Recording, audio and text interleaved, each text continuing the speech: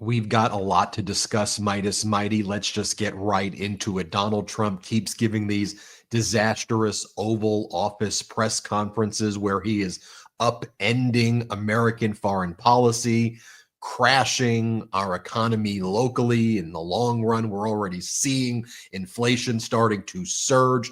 Let's just take a look at everything he's saying. Let's break it all down. So Donald Trump is asked about rising prices, the recent inflation numbers, not good.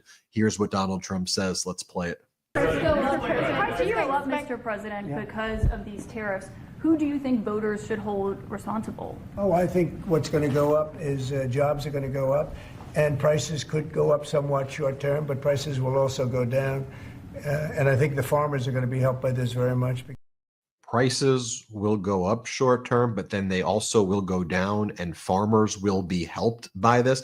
I mean, if you know anything about Trump's recent history of tariffs, the farmers got absolutely screwed. There had to be subsidies paid to the farmers because it led to foreign countries not buying America. It's exactly what we're going to see again. We're already seeing farmers being screwed, not just in the form of Donald Trump's tariffs and the harm that that's causing, but by Donald Trump's destruction of government entities that help support farmers who voted for Donald Trump. I guess the leopards are eating their faces, or they're effing around and finding out right now.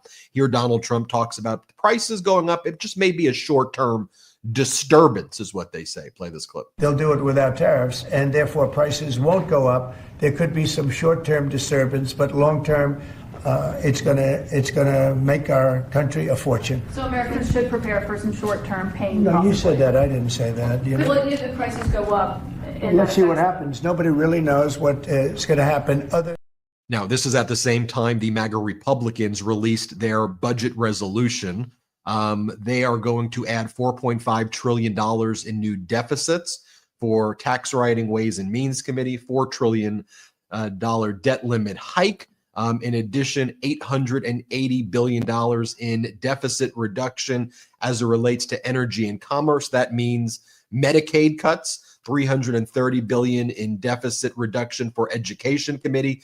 That means education cuts, $230 billion in deficit reduction for the Agriculture Committee. That means nutrition cuts, and then about a $4.5 to $5 trillion tax cut for the billionaires. So just so you know, their priorities: cutting Medicaid by billions, cutting education by billions, cutting agriculture by billions. But Donald, I thought you said you were helping the farmers, and giving the billionaires $4.5 trillion in tax cuts. Let's go back to more of the Oval Office developments. You had Donald Trump with the leader of India, Modi, in the Oval Office. And Donald Trump has asked a question whether he thinks that USAID was interfering in the 2020 U.S. election and the 2024 India election, or the 2024 election generally. Play this clip.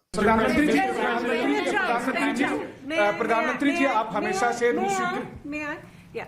President Trump, first of all, congratulations for the fantastic 24 days of your presidency. Historic and unprecedented decisions that you made, transformational reforms. I'm particularly impressed by the expose on USAID. And I would like you to share with us if you think USAID had a role in election interference in the US in 2020 and Indian elections in 2024. So it could have had a role. There were a lot of bad things that happened in 2020. I think bad things happened in 2024, but it was too big to rig. We won by a tremendous margin. We won every swing state. We won the popular vote by millions of votes. So it was too big to rig. But yeah, I think they probably tried. We're looking to go to a system now much different, where one-day voting, voter ID, and we have to do that. And paper ballots. We want paper ballots.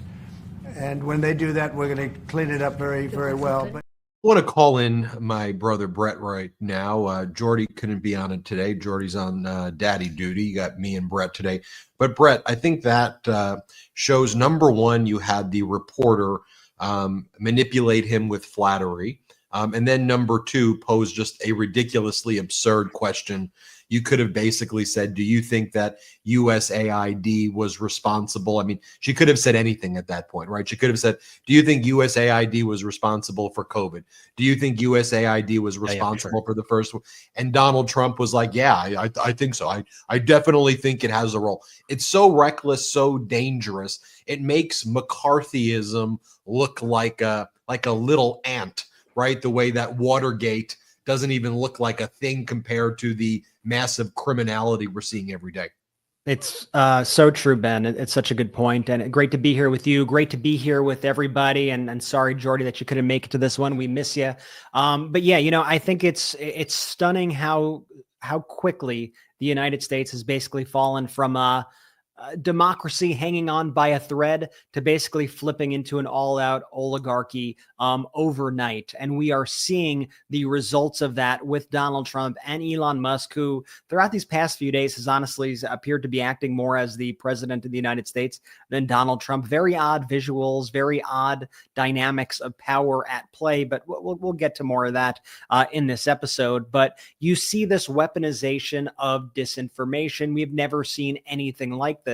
And truthfully, one of the things that frightens me is that I don't think the public in the United States or overseas are necessarily equipped to handle this level of lying, this level of gaslighting, this amount of disinformation that is being flooded every single day. And you have to remember, most of these lies originate where? From Elon Musk, or from Elon Musk's platform, X, formerly Twitter. That's where the disinformation starts and spreads. That's where they take snippets of information without context, try to make organizations, actual hardworking civil servants, look as bad as possible. They gather their algorithms to push everybody to content that smears these people, and then they use these lies in order to attack them, try to prosecute them, and to continue to just beat them down, as we see here with Donald Trump apparently accusing USAID of rigging elections and all this other stuff. You have a sizable amount of the population now that is believing this crap. It's one of the biggest dangers of our time that I don't think gets nearly enough attention. It's that we have this propaganda machine that is so outpowering what the corporate media is saying, is so outpowering any of the information people get. And there are a lot of people there walking around right now thinking that these crazy things that we think are insane, what Donald Trump is saying, taking them at face value, taking them as truth. And there are a lot of people who maybe aren't as tuned into politics who don't believe that people would just lie to them in this sort of way. They would just tell these big lies every single day, where there has got to be a kernel of truth to this, right? There's got to be a little truth. No, there's no truth to this. We are now living in a propaganda regime that looks no different than North Korea, that looks no different than Russia, that looks no different than the Nazi propaganda of the past. And so that's why this independent community needs to remain vigilant at all times. And we need to be calling this out every single day, because if we don't,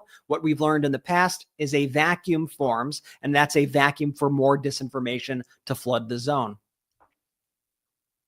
Ben, you're on mute. Even weirder and more of a pariah state than North Korea in many ways. North Korea condemned Donald Trump for talking about wanting to acquire, take over, occupy Gaza, when you have Kim Jong-un making statements that resemble a more moderating voice than the president of the United States. You know there are major issues there. I'll show you this as well, though. Let's talk about Elon Musk for a second in the Oval Office. You know, Elon Musk wears his little child like a prop on his head. You know, it reminds me of I forget that meme or yeah. What is going on with that? And by the way, the child's mother. And honestly, it's one of the reasons why I don't like showing these clips, because it's unfair to the child, quite frankly. And I've seen the child's mother speak out, and she's very upset. I think it's Grimes speaking out and saying that she's horrified that her son is being paraded around in the Oval Office and through all these things. So, like, what's your take on? Like, do you think he's literally using this child as a shield during these various meetings and everything that he's doing? Well, I saw Elon Musk's dad being interviewed for one of these podcasts, and they asked Elon Musk's dad, do you think that your son is a good father? And Elon Musk's dad said, absolutely not. He's a horrible father. And Elon Musk's dad said, Elon Musk's first kid died under the care of a nanny, is what the father said. He goes, and all the other kids don't want to be around him at all. So he's got this kid who he wears literally as part of his costume to kind of prop up and prop around. You saw that moment where the kid was even like, seemed like he was trash talking Donald Trump, and whether he was saying shut your effing mouth or shush your mouth or something like that, it looked like he was saying things to Donald. And I think it was Lawrence O'Donnell who said it was one of the most powerless images of the presidency he ever saw, with Elon Musk dressed up just like in everyday attire, though, but with that, black pea coat that kind of looked like Darth Vader, as his 5-year-old son is like taunting Donald Trump, and Trump's like looking away as the kid's making all of these statements. It sounded like he was like, "You're not the president." Like, he was like yelling at him like the kid is. It's pretty wild. So, but let me show you this from the Oval Office, where Elon Musk is asked by a reporter. So you talked about, for example, giving condoms to Hamas, because that was one of the ones that were repeated all the time, right? And, all of the senators and Congress members, MAGA Republicans, that is, they were out there saying, look how hard, look what we uncovered. And then they took it a step further and they were like, oh, Hamas would use the condoms to make condom bombs. And that's what was going on there. And look what we uncovered. Totally false. And by the way, you can go through all of these, but at some point you have to realize essentially everything they're saying is a lie, because otherwise you end up chasing these things like whack-a-mole and go, that's not true, that's not true, that's not true, that's not true. And they're doing that while distracting you from the fact that inflation is once again surging, that egg prices are at record highs, that gas prices are up, that your groceries are up, that there's not peace in Ukraine in 24 hours, that housing is less affordable, that the business community feels that there's utter chaos right now as Donald Trump wakes up one day, I'm tariffing you, I'm not tariffing you, I'm tariffing this, I'm tariffing this country. So let me just show you this clip, though, of Elon Musk being asked about the lies that he was saying. And Elon Musk's response is, I'm going to be wrong a lot. Like, I'm going to say things that aren't true, but whatever. Here, play the clip. Mr. Musk, you said on X that an example of the fraud that you have cited was $50 million of condoms was sent to Gaza. But after fact-check this, it apparently Gaza in Mozambique, and the program was to protect them against HIV. So can you correct the statements? It wasn't sent to Hamas, actually. It was sent to Mozambique, which makes sense why condoms was sent there. Yeah. And how can we make sure that all the statements that you said were correct, so we can trust what you say? Well, first of all, some of the things that I say will be incorrect and should be corrected. So nobody's going to bat 1,000. I mean, we will make mistakes, but we'll act quickly to correct any mistakes. I'm not sure we should be sending $50 million worth of condoms to anywhere, frankly. I'm not sure that's something Americans would be really excited about. You notice the pivot right away, again, and the gaslighting, which he follows up a lie with another lie as well. Yeah, like he doubles down on the lie while saying we'll admit when we're wrong. And that's one of the most difficult things. And that's why they hide behind this kind of fake, oh, look, we're being honest. We're being transparent. If I mess up, I'll gladly say I was wrong. But he's never apologized for that lie. He moves right on to the next lie. And then he goes right on his social media platform and he spits out 50 other lies that I guess he could be asked about 3 days later and make the same comment. And then this whole cycle repeats. So they're disingenuous people. And that's why it's incumbent upon all the media out there and people not to take them at their word ever, because their word doesn't mean anything. Their word means zero. So he says, "Oh yeah, I'm never going to bat 1,000." Your purpose, the whole concept of what you're doing is, quite frankly, to spread disinformation, to create these false pretenses, to gut these agencies, to fire people, and they're important things. Ultimately, we're already learning about people who have died overseas because hospitals have shut down because of their federal funding freezing cuts. We're finding out about all these ramifications throughout the government. We're finding out that the National Weather Service may go under because of Donald Trump's cuts. We may not have a weather service. It's like people know that, like no weather. We won't be able to get weather anymore. Yeah, and I'm sure that'll be great for the farmers as well, to not be able to have a public weather service to alert them of issues and stuff. Just all of this is going to have such massive effects because he is making these cuts and doing these purges, obviously without any regard to the rule of law or anything like that, but also with just complete disregard to the effects they're going to have on actual people's lives and on the country. And we're going to be feeling the rippling effects of this, I think, for decades and decades and decades to come. Yeah, you mentioned, for example, the Weather Service, because that's handled by the National Oceanic and Atmospheric Administration, the NOAA, which is one of the things that Elon Musk and Donald Trump also gutted and attacked. But NOAA also does things like, if you're by the Great Lakes, they tell you if the conditions are safe for you to go out in the water, or are you going to potentially drown? Like, is it safe to be out there? And these are government workers who work very hard every day at kind of thankless jobs that just quietly in the background are saving people's lives and making our lives all better. And these are the people who are being attacked every day by the Trump authoritarian regime and their state-run regime media, with Fox and with X and all of these other platforms. Now, let's pull up those budget numbers, because this is what the bait and switch here is, that what Republicans want to do is give people like Elon Musk and billionaires a $4.5 trillion tax cut. They want to run out. This isn't about fiscal responsibility. This isn't saving money. It's just making sure that the billionaires and the richest of the billionaires don't have to pay taxes. So what they're doing is they're saying, look, we saved you $8 million here. We saved you $30 million here. We saved you $9 million here, which is like 0.00001%. Like, even if you took the entire USAID and gutted it, I think it would be less than 1% of everything. If you gutted the whole thing, if you said we're just shutting it down, I think it would be less than like 1%. So while that's happening, they're saying 4.5 trillion that basically goes to the deca millionaires, the billionaires, and the deca billionaires. So they're hoping to fake people out. And it's, by and large, with the large part of our population, it's working while they're picking your pockets, basically. And then they go, but guess what? Gulf of Mexico is now Gulf of America. Yeah. And while all of this is going on, they're also attacking our allies. And they are weakening NATO, they're weakening the G7, they're weakening all of our alliances, and Donald Trump is propping up Putin. And so with some of the things that Trump's doing, the damage kind of has been done. Like, economically, right now, Canada's boycotting the United States of America.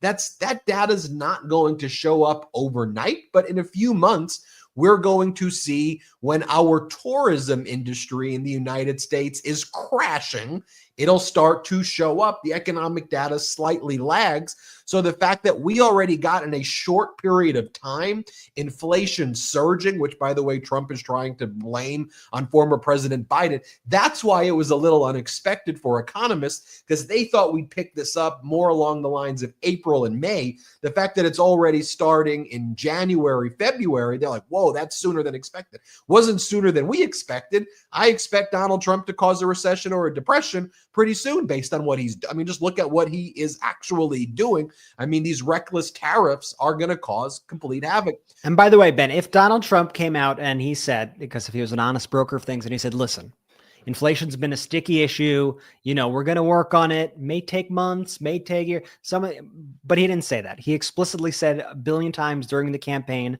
and in writing on a social media, on day one, they will come crashing down. On day one, the prices are going to go so quickly down, it's going to make your head spin. He made comments like this all the time. And now he's telling people that they need pain. And in that first clip, he was like, well, I didn't say pain. You said pain. I didn't say that people were going to experience pain. No, you literally explicitly, like a week ago, said that people were going to have to experience pain. Before the election, Elon Musk, the day, like a couple days before, he said that it was while you were lying about it to people, Elon Musk admitted that people were going to have to feel pain under your agenda. So you have the pain agenda. You have the screw Americans agenda. That is it. And the whole idea here to give $4.5 trillion in tax cuts to the wealthiest Americans while you're taking away their Medicaid, while you're stripping away their Social Security, while you're gutting the VA and humanitarian aid. It's like it's beyond what any villain could even come up with and anything. It's beyond villainous. What Trump and horrific human beings realize, and oftentimes they are authoritarian leaders, is that you can compound the lie with other lies, and people who get duped by the lies just keep getting duped by the lie and lie and lie until they're either just dead or broke, right? Like that's part of the Ponzi scheme, is that you bring the person along on the journey until you basically have taken everything. And then by the time they realize it, they're either too weak or they're dead to stand up to you. Like, I want everybody to realize that that's what he's doing. I don't want you to think that this is all doom and gloom, though, because in this episode, we're going to talk about how people are fighting back. We're going to talk about the resistance growing. We're going to talk about the protests that corporate media refuses to cover, and how I think we're going to see more people take to the streets, peacefully protest in the coming days, weeks, and months. We're talking about the international resistance. And by the way, we're talking about federal judges, both Democrats, Republican appointed judges, even Trump appointed judges,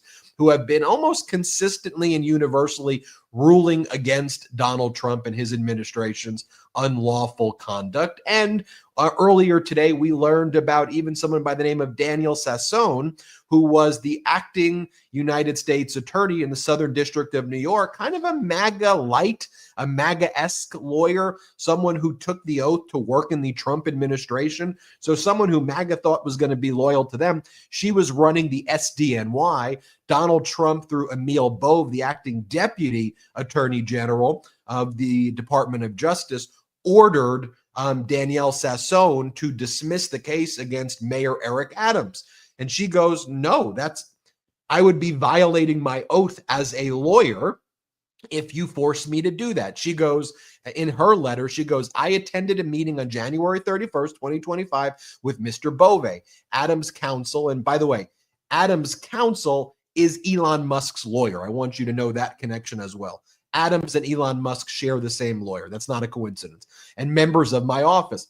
Adams' attorneys repeatedly urged what amounted to a quid pro quo, indicating that Adams would be in a position to assist with the department's enforcement priorities only if the indictment were dismissed.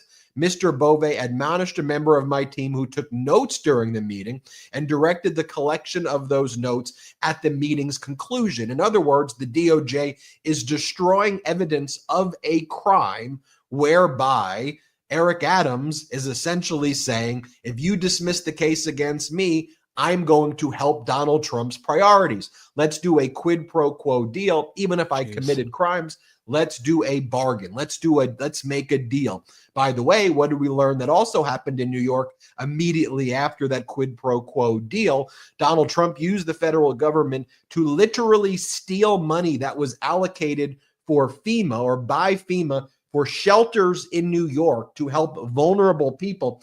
$80 million was literally stolen from a bank account in New York by the federal. They just took it. They took the money, like literal theft is what was going on, or at least that's what was alleged by the New York comptroller as well as Governor Hochul. But the Trump lawyer resigned, and then the Trump DOJ tried to give it to Central DOJ to dismiss the case against Eric Adams. People in the public integrity section at the DOJ resigned. And now one of the things we're seeing is there going to be this mass exodus of DOJ employees basically gutting the entire Department of Justice. And look, Pam Bondi, the Attorney General, she's out there making a fool of herself. She gave some press conference yesterday talking about how she was pressing charges against the governor of New York and the Attorney General, Letitia James. And so people are like, are you charging them criminally? Then it was like a civil lawsuit based on a law on the books in 2019 that was basically upheld over and over again against the handling of migrants. And so it was just a civil action that was filed, not a criminal case. Anyway, Brett, I want you to talk about that all, Brett. We got to take our first break of the show. We've got a lot going on. I want to hear your thoughts on that. We'll talk about Donald Trump capitulating to Vladimir Putin. What a mess this Pete Hegseth, Fox host turned defense secretary is. But when you lack experience and integrity, what else would you expect? We'll talk about the international resistance as well. Want to remind everybody to hit subscribe here. We're doing it what, Brett? Next week, we're doing our Patreon chat. A week from today. It's going to be a week from today. So it's going to be next Thursday when we're live right now. So next Thursday on Patreon, patreon.com/MeidasTouch. Meet me, Ben, and Jordy there. Sign up for one of the paid tiers. You get to meet us. Looking forward to that very much. Also, everybody, you're making the MeidasTouch podcast the top podcast on the news charts, on the Apple charts. So let's keep us up there. So please, I'm asking you right now, if you haven't done it yet, go to Apple Podcast app, go to the Spotify app, add the MeidasTouch podcast. And if you have an extra, by the way, it's free. If you have an extra second too, give us a 5-star review. Send us some nice words. We'd appreciate that as well. We'll take our first quick break. We'll be right back. Millions of Americans grind or clench their teeth at night, and most don't even know that they're doing it. I was one of them. If you have jaw pain or headaches after a night's sleep, there's a high chance you grind or clench your teeth. Teeth grinding, also known as bruxism or TMJ, is generally caused by stress, and it can cause serious damage, such as eroding away your enamel and broken teeth, which leads to expensive dental bills. The solution to protecting your teeth is a mouth guard, but mouth guards from the dentist can cost you around $500 to $800. The good news is that there's Remy. Remy makes dental-grade professional quality mouth guards without the painful price tag. They're up to 80% cheaper of what you'd pay at the dentist and don't require you to visit a dental office. Remy's process is simple. They send you an at-home impression kit to create molds of your teeth. You send those back to Remy, and Remy's dental team will make your custom-fit guards and send them right back to you. Remy's guards are so comfortable to wear that most customers forget they're even wearing them. Plus, with a 45-night satisfaction guarantee, you can try it risk-free, sleep better, and decide if it's the perfect fit. If not, Remy's got you covered. Look, I've done the whole Remy process. It's phenomenal. Their team is incredible. The product is perfect. Definitely check it out if you fit this category. Remy is for anyone dealing with nighttime grinding, clenching, or jaw pain who wants an affordable solution to protect their smile and say goodnight to jaw pain and headaches. Head to shopremy.com/Meidas and use code Meidas to save up to 50%. That's 50% off at shopremi.com/Meidas with code Meidas. Give your teeth a break without breaking the bank with Remy. Thank you, Remy, for sponsoring this episode. Okay, real talk. I love food, but I do not love meal planning. Every week I do my best, but often reality hits, work, errands, exhaustion. Suddenly I'm eating leftovers for dinner again. But then I found Marley Spoon and I am officially a meal prep person. I can announce it right now. Not because I suddenly got my life together, but because Marley Spoon did it for me. This podcast is sponsored by Marley Spoon and I'm genuinely excited about it because it's helping me fast track my way to eating well without all that stress. And with our code Meidas, M-E-I-D-A-S, you could get up to 27 free meals. Here's what I love. Marley Spoon gives you over 100 recipes to choose from every week. We're talking everything. Cozy comfort food like big batch beef stroganoff to lighter dishes like salmon and creamy mustard deal sauce tray bake. There's literally something for every single mood. And my absolute favorite recently, their beef noodle soup with bok choy. I made it last night. I had that moment where I just stared at my plate like, damn, I'm good. It looked incredible, smelled amazing, and more importantly, tasted like something out of a restaurant. And the best part, Marley Spoon just launched their new 15-minute express recipes. Yep, dinner in 15 minutes. So even on nights when I'm feeling extra lazy, I have zero excuses. This new year, fast track your way to eating well with Marley Spoon. Head to marleyspoon.com/offer/Meidas and use that code Meidas for up to 27 free meals. You heard me right. Up to 27 free meals with Marley Spoon. One last time, that's marleyspoon.com/offer/Meidas for up to 27 free meals. And make sure you use our promo code Meidas, M-E-I-D-A-S, so they know that I sent you.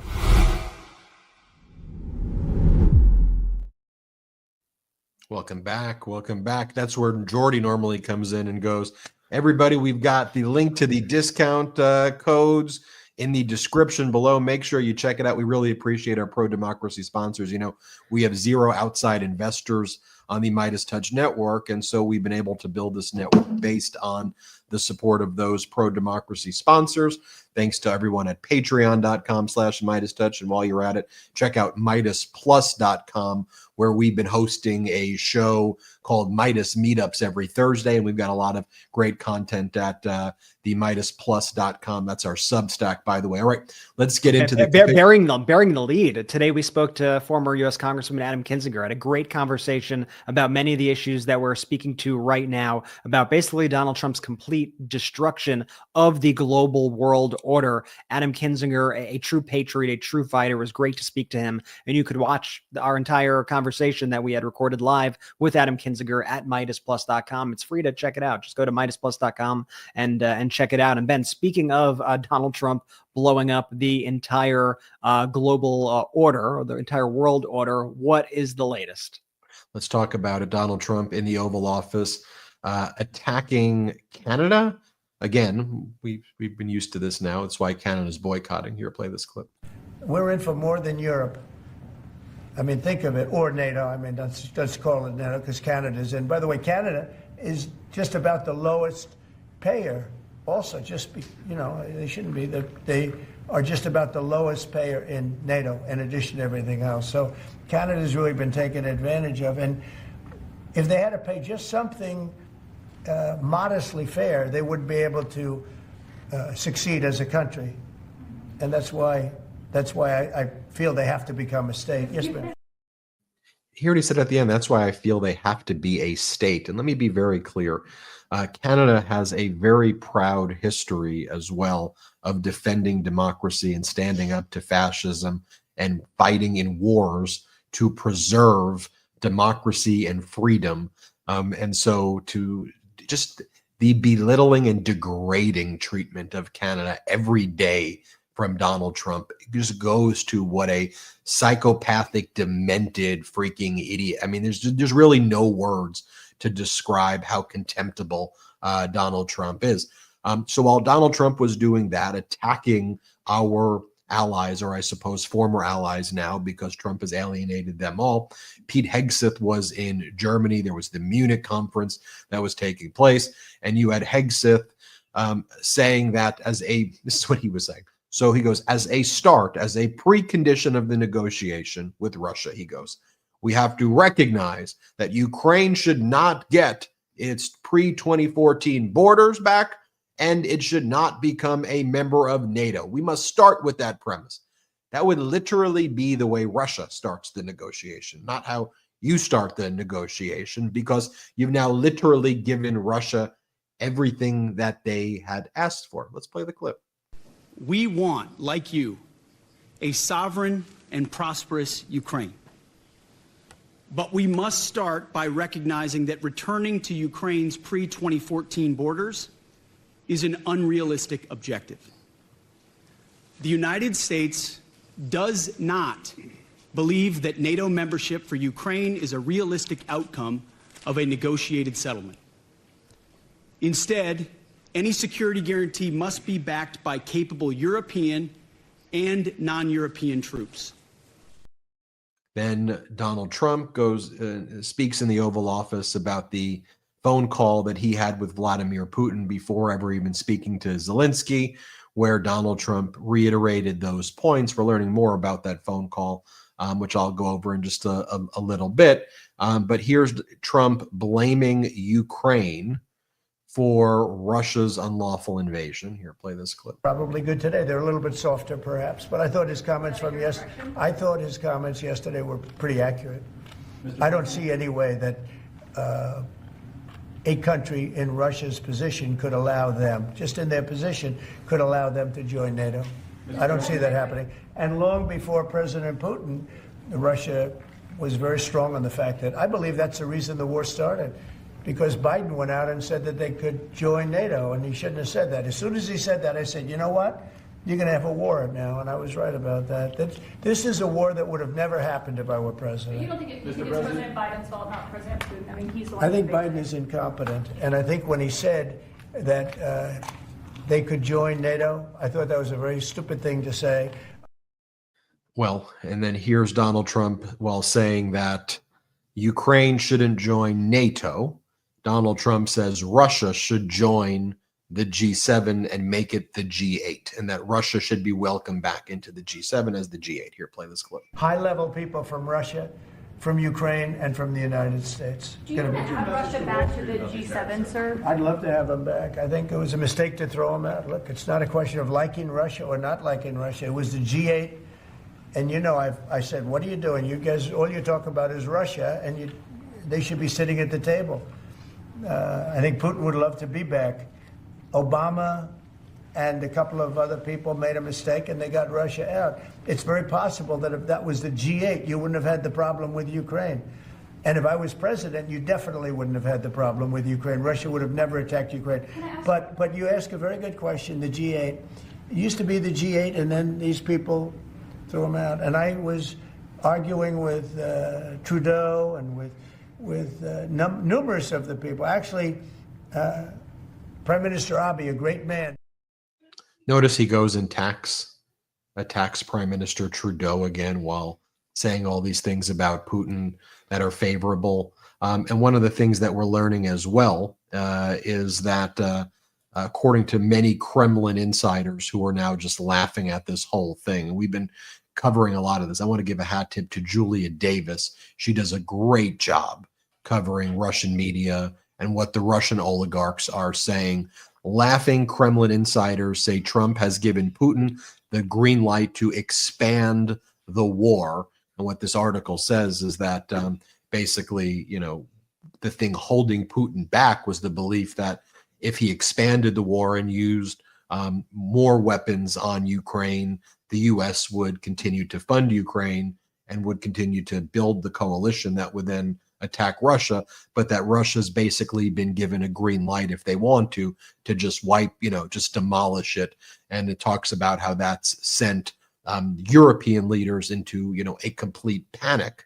Although I think the part of me though, Brett, that is just kind of wondering here is that, you know, this was obvious that this was going to be the outcome, right? Like if you knew and followed Trump's relationship with Russia and everything, this shouldn't all of a sudden come as like a, whoa, he's doing that.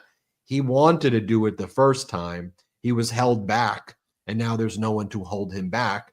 And Trump's weak, but Putin's going to go and, you know, and do the things that we think he's going to do. Yeah, and watching this press conference, the one on Ukraine and Russia that Trump held yesterday, I couldn't help but be reminded of Donald Trump in Helsinki saying that he trusted Vladimir Putin more than he trusted our own intelligence agencies. And just like back then, this is a very much a history repeats itself moment, although this is possibly even worse. Donald Trump, quite literally everything he said, whether it was that Russia should join the G7 or the lies about how the invasion, which he blames on Ukraine, began. That was all quite literally word for word Kremlin propaganda. 100% of it was straight from the mouth of Vladimir Putin. So much so that in her confirmation hearing, and you know, I'm sure everybody knows by now that Tulsi Gabbard has been confirmed as DNI, as the Director of National Intelligence. She was asked to disavow those very same statements and was basically forced to during those hearings that Donald Trump then repeated verbatim from the Oval Office. It's just such an absolute disgrace and such a abdication of our duty as the United States of America and retreating from all the promises that we have made to our allies. Why should anybody ever trust the United States of America's word? If there was one thing in the past that you could trust, it was that the United States would stand by its word, that we would uphold our values. And if we told you that we would offer you protection if you did X, Y, and Z, that we would be there to do that. Now we're in a space, though, where I was looking through all the comments from the Ukrainians yesterday. My heart was breaking as they were speaking about the cowardice of Donald Trump, speaking about the betrayal of the United States of America for their country. Remember, they had to, back in the day, meet a big list of preconditions for the United States to offer this kind of support to NATO. And that was basically disarming themselves and all these other things, only to get thrown under the bus by the United States. It's the ultimate betrayal, and I feel their pain, and it really breaks my heart to see those comments and to see that we have this guy right now who, instead of being allied with the free world, has turned the free world against the United States, and now the United States is in some weird alliance block with, like, I don't know, with Putin and who else? I don't even know. Hungary? Who else? All the dictators. Kind of Benjamin Netanyahu, maybe Yeah. Putin.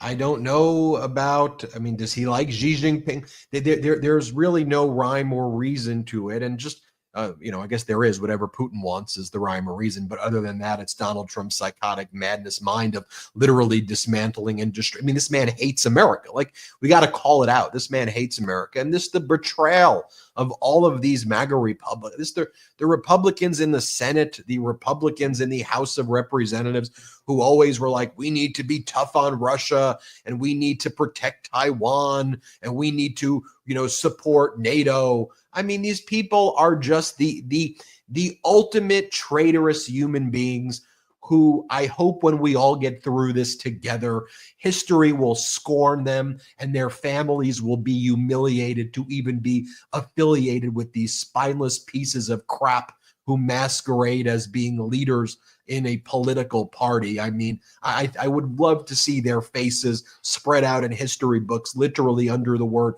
traitor, for what they've done to our country. And then they still go around and gaslight us like this is some normal things that are happening. Oh, actually, I think that this, no, it's going to happen, is we know it's going to happen. By the way, where is Keith Kellogg, the special envoy to Ukraine, right? He was a former lieutenant general. He was the person tasked with the negotiation. And go back to my videos from 2 months ago. What did I say? I said, this guy is the first person they're going to isolate, and they're going to kick this guy out. Why? Because the things he said actually were traditional U.S. policy vis-a-vis Ukraine and Russia. He was towing the line, knowing which administration he was working for as the special envoy, but he was by and large standing up to Russia. And I was like, that's an interesting guy. No way is this guy going to make it. And sure enough, in Trump's statement where he capitulated, he mentions literally 80 names in the statement of all the people who are going to be dealing with the negotiation. Not one of them was Keith Kellogg, literally the person who was the special envoy. So I'm just waiting for the news to drop that Kellogg's resigned or he's officially out. But I think by all accounts, he's really isolated. And just think about it too. You bring Tulsi Gabbard in as the director of national intelligence. What that basically means is that America has no national intelligence anymore. There are no foreign government intelligence agencies that will share information with the United States, period, because they know it's a direct route to Vladimir Putin. So we've now cut off all of our intelligence. Trump's tried to do buyouts of all CIA members. The FBI and the counterterrorism division, Trump's attacked all the FBI agencies, gutted all of our government agencies, while there's supposed to be an injunction stopping Trump's freeze on the government entities and agencies. We're learning from all of these entities that they're not getting the funding. Programs, whether it's Head Start or whatever, they're not getting the funding that they need. You had Governor Shapiro, for example, of the Commonwealth of Pennsylvania. He had to file a lawsuit because the federal resources were not making their way to Pennsylvania, despite the fact that there's an injunction saying that the money needs to go to the places, that it can't just stop. So you have people having to file lawsuits. So the question is, because this is where we're headed, what happens when the federal judges, the Trump judges too, what happens when their orders get defied? One of the judges, by the way, who they attack more than almost any judge, but they'll never list the name on Fox and MAGA. They'll act like, oh, it was so absurd that the judge allowed the websites to be put back on. What websites? HHS, FDA, NIH, like literally websites that people rely on to get services that save their life. The judge ordered that because money's been appropriated for the purpose and the agency has to behave like an agency, Elon Musk can't just take down web pages. That's the judge that they attack relentlessly. But notice they never really mention his name. Why? Because it's Judge Carl Nichols, the judge who Donald Trump appointed. The other judge who they attack a lot is this Judge John Bates. And they go, this judge needs to be fired. Judicial dictatorship. Judge Bates, George W. Bush appointee. The Washington state judge who ruled against Trump's birthright citizenship ban or tried to overturn the Constitution, a Reagan appointee. Judge Lamberth, who said, no, Donald Trump, you can't take transgender women in prisons who have female genitals and move them into the male cells and take off their clothes and force them to shower with the men. That was a Reagan appointee, Judge Lamberth. You can go around the country, almost equal amount of Republican judges as Democrat judges who are issuing these injunctions against Donald Trump. When we get back, I want to talk about the resistance, judiciary, internal resistance, people taking to the streets, federal judges resistance. We'll talk about all of that and more. I want to remind everybody, next Thursday is when we have our Patreon meeting. We don't have outside investors, so one of the best ways you can help, patreon.com/MeidasTouch. Join me, Brett, and Jordy on our Patreon Zoom meeting. We're so looking forward to meeting you then. And then also you can check us out at MeidasPlus.com as well, MeidasPlus.com. That's our Substack. We've got a lot of cool features there as well. Subscribe to this audio podcast. Subscribe on YouTube right now, and we'll be right back after our last quick break of the show. Muscles are vital for movement and play a key role in supporting the vascular system. The calves, often called the second heart, help pump blood against gravity, aiding circulation throughout the body. By using a standing desk and incorporating movement accessories, you are more likely to engage these muscles, promoting improved blood flow and overall health. If you work in front of a desk like I do, you've probably experienced the frustration of sitting for long periods. I seriously thought this would be a lasting problem until I discovered this episode's sponsor, Uplift Desk. Uplift Desk is at the forefront of ergonomic solutions, promoting better posture and health through adjustable standing desks designed to help you live a healthier lifestyle. Plus, they offer amazing accessories to keep you moving throughout the day. My personal favorite, the under-the-desk treadmill, which I have right here. It's a game changer for staying active while I work. Standing while I work gives me more room to move, which gets my creative juices flowing and helps me stay productive. I'm more focused and I'm more alert, and I've noticed I have so much more energy throughout the day. The best part, Uplift Desk lets you customize your desk with more than 200,000 configurations to suit your style and needs. Their desk configurator helps you build a complete workstation, including storage, seating, and even wire management. Make this year yours by going to upliftdesk.com/Meidas and using our code Meidas, that's MEIDAS, to get 4 free accessories, free same-day shipping, free returns, an industry-leading 15-year warranty covering your entire desk, and an extra discount off your entire order. That's upliftdesk.com/MEIDAS for a special offer only available at our link. Start 2025 right. Stand, move, thrive with Uplift Desk. New year, new gutters, because if I'm investing in one thing this year, it's protecting what matters most to my family, which is our new home. And so whether you're tired of unclogging gutters or don't even know what your gutters look like, that's me, the latter. It's time for you to find a permanent solution that you can depend on with Leaf Filter. Leaf Filter is a hassle-free way to protect your home all year long. You just schedule a free inspection at leaffilter.com/Meidas, LEAFFILTER.com/Meidas. Look, I'm a low maintenance kind of homeowner. My skill set is I can make these videos. I'm a professor at a law school, but when it comes to cleaning those gutters, I need professional help.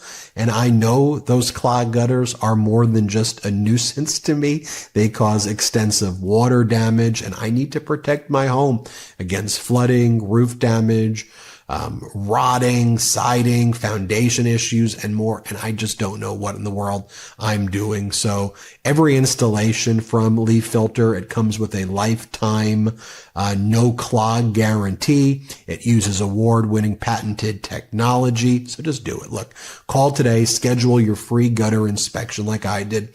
Get a no obligation free estimate. A Leaf Filter Trusted Pro will clean out, realign, and seal your gutters before installing Leaf Filter. Over 1 million homeowners, including me, have trusted Leaf Filter. So protect your home and never clean out gutters again with Leaf Filter, America's #1 gutter protection system. Schedule your free inspection. Get up to 30% off. 30% off your entire purchase at leaffilter.com/Meidas. That's a free inspection and up to 30% off at leaffilter.com/Meidas. See representative for warranty details. Yeah, thanks to our pro-democracy sponsors right there. The links to the discount codes are in the description below. Brett, let's talk about the international resistance. Prime Minister Trudeau, who's basically at this point a very popular wartime president in Canada because Donald Trump's using the words of annexation, and Prime Minister Trudeau has stepped up to the challenge, even as he passes the baton to the next leadership in the Liberal Party in Canada, who, by the way, you know, the Liberal Party is gaining a lot of momentum right now because on the Conservative Party, you had people like Pierre Poilievre, who had been MAGA Maple. How dumb do those people look right now? Imagine putting all your chips in the Trump basket, thinking you could cozy up to him and that it would end well for you. But as the saying goes, everything Trump touches dies. You have all those conservatives in Canada right now with egg on their face, and they are rushing, most of them at least, rushing to get away from the Trump stench and to try to join with Trudeau and others in order to unite, because they realize, oh crap, now we look weak. We look weak because we want to give our sovereignty up to Donald Trump. We're going to sell out our country to Donald Trump. I guess other than what Danielle Smith in Alberta, everybody else has basically gotten on board with this, and it's just such a betrayal, honestly, by those people to Canada to do that. I truly wonder. I wonder if there's been. I'm sure there've been polls. If that vote was held today, would Trudeau remain as prime minister? I bet he would. It's interesting. You know, I've seen a lot of polls showing that the Liberal Party may be able to end up prevailing after the next snap elections and be able to form a government, which nobody thought possible before. Also, our Alberta fans want me to be very clear that it's Alberta, not Alberta, you American. Prime Minister Justin. We do our best. We got America, we got the United States, and we got our New York accents, and we got whatever kind of oddly shifted from us living in California. So we got a whole mishmash of stuff. So bear with us. Prime Minister Trudeau saying not a snowball's chance in hell will Canada become a 51st state. Let's play it. I've said unequivocally from the beginning, there's not a snowball's chance in hell that Canada will ever be the 51st state. He is again talking about Donald Trump's threats of annexation and conquest to conquer Canada. Play this clip. You previously said that it's a real thing that Trump wants to annex Canada. How serious or urgent would you classify that threat? Let's be very clear. Conversations around a 51st state are a non-starter. It's never going to happen. But we have to take seriously what the president is saying and fold that into our thinking as we continue to stand up for Canada. Among the many reasons why Donald Trump is just a very stupid individual is he views that as weakness. Let's be clear, as our Canadian fans and friends and almost become like family at this point say, look, we're very nice in Canada, but once you push us a certain level, we're going over the boards, okay? Don't mistake our kindness for our inability to punch you in the face when we want to. And if you look at the history of Canada fighting in wars, when Canada fights, Canada wins.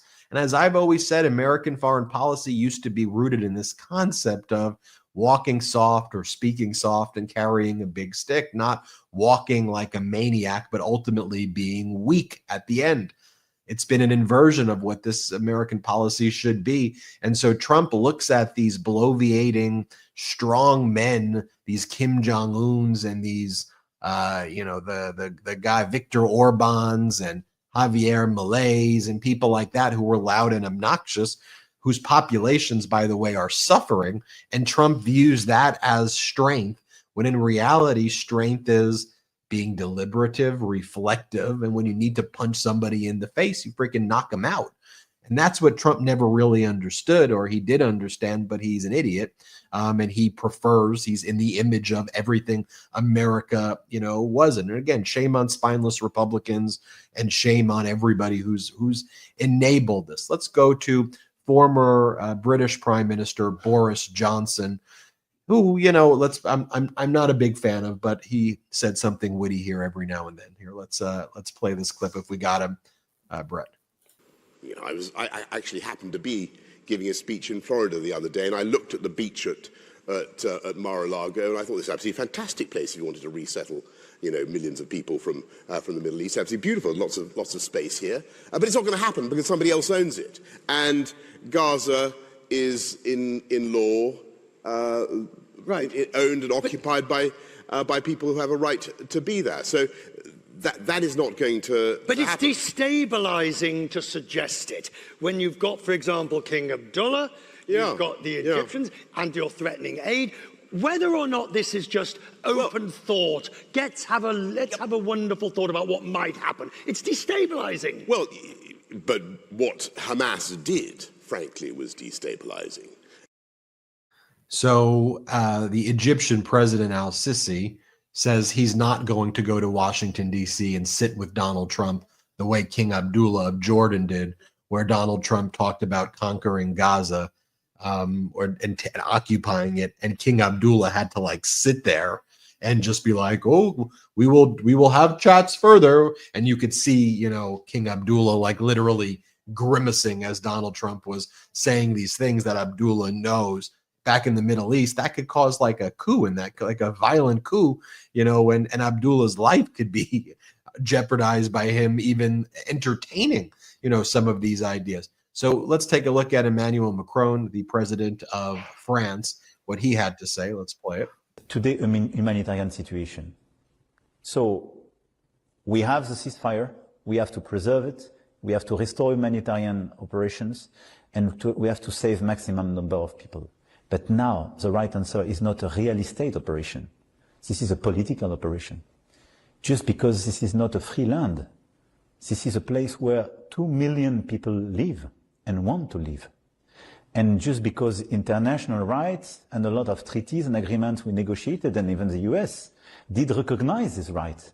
So you cannot say to 2 million people, okay, now, guess what? You will move. The whole story of humanity is made of tiny part of places where even less than 2 million people were ready to go till the end because they wanted just to stay. So I think we have to stick to our principles. Sometimes in this world, you have the feeling to be so old-fashioned when you speak about principles. Yeah, and just so I want to be clear, what the international resistance is looking like, what's forming with America being this isolated pariah country, kind of like a North Korea. But even North Korea has some allies, at least in its region. North Korea is at least allied with Russia and China to some extent. Donald Trump attacks Mexico and Canada, and really they're just kind of in a holding pattern as they're trying to figure out which alliances they're going to form with America now being this, pariah state. So you have that going on. You have the federal judiciary, and then you have what's growing is, despite corporate media trying to, again, as we're experiencing this, lie to us and gaslight us and, pretend that, things are just fine and normal and this is just crazy, politics is crazy. No. This is a coup. This is authoritarianism. It's here. It's not will it be here.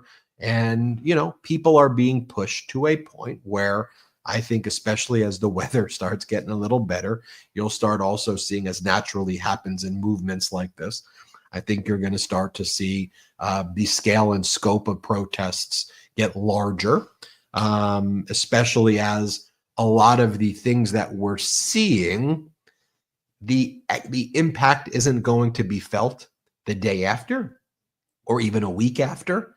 But when you start adding up the economic data and you start seeing inflation go up, up, up, up, up in the wrong way, Trump will always make the wrong decisions in response to those things and make the things worse. You're going to see all this showing up: the Canadian boycott, the tariffs, the instability.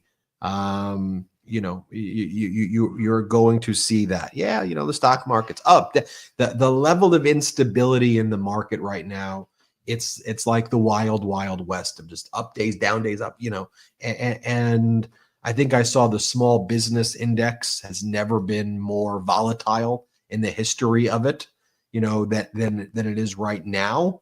And you know what? It's like every day Trump wakes up and talks about tariffing this, tariffing that, tariffing this, tariffing that.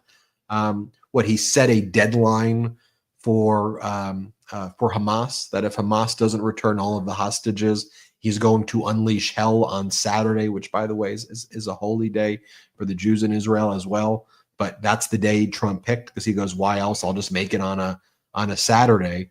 But you've already just said, no matter what, you're going to ethnically cleanse Palestine and you're going to force the people out and you're not going to let them ever return and go back. So you've made a ceasefire less stable. You've placed the hostages' lives at risk.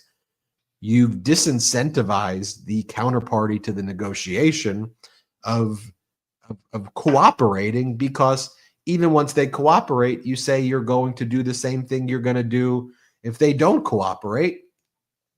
So that's the status of where we're at there, Brett.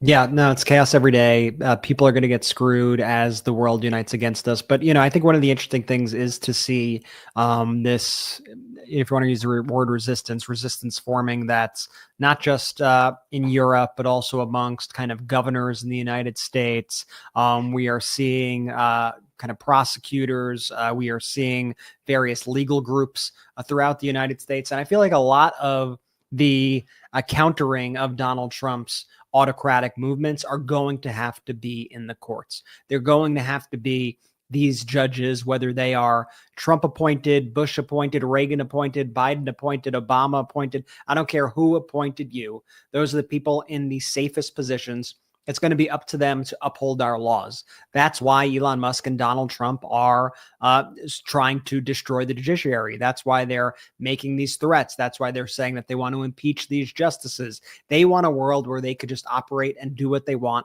without any repercussions. They are systematically destroying the United States, the very fabric of our government. And I want to remind everybody too, it's a lot easier to destroy than it is to build. It's easy to tear things down. It's a lot harder to build them back up.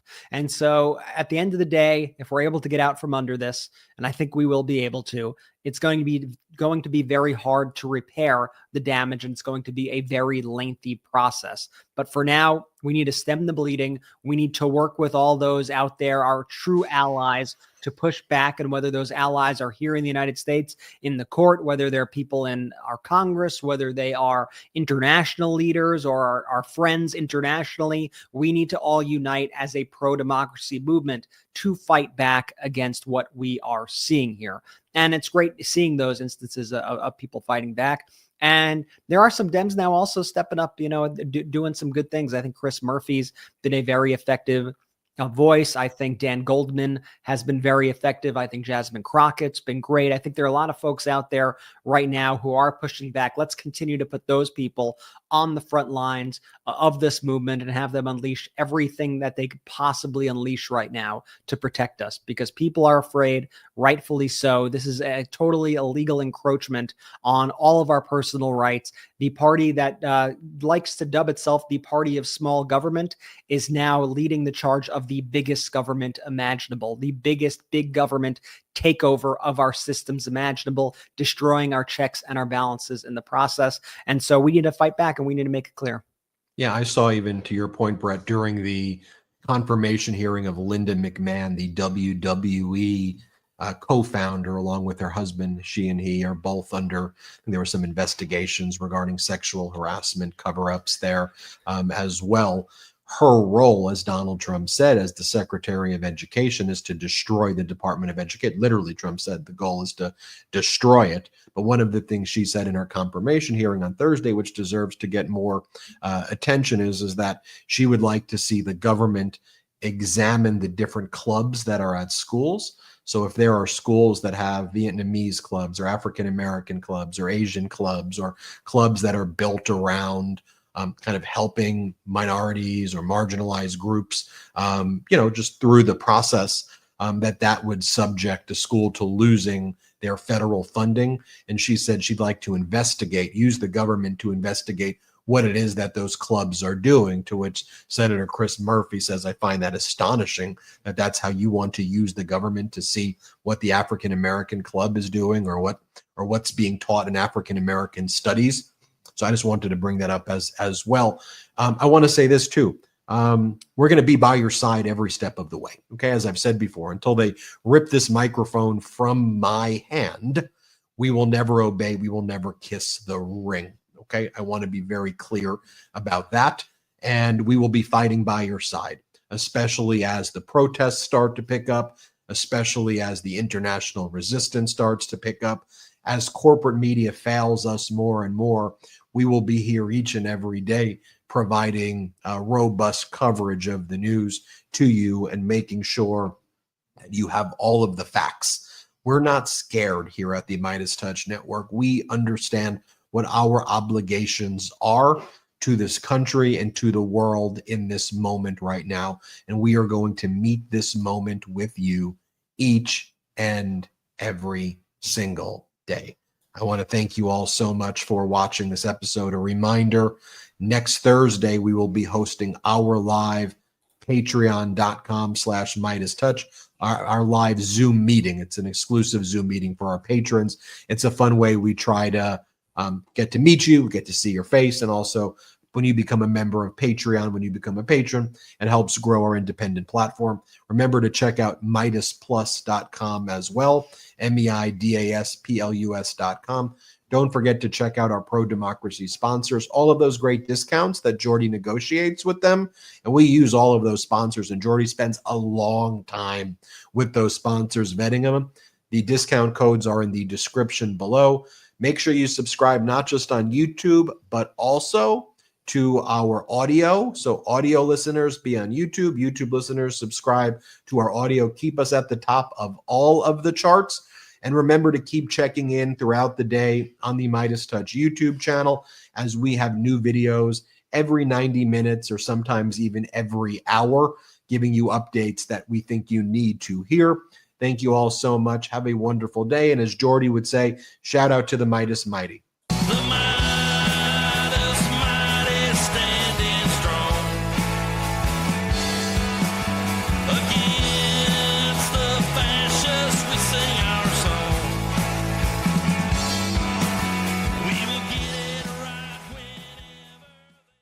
Love this video? Continue the conversation by following us on Instagram @MeidasTouch and help us blow past 750,000 followers.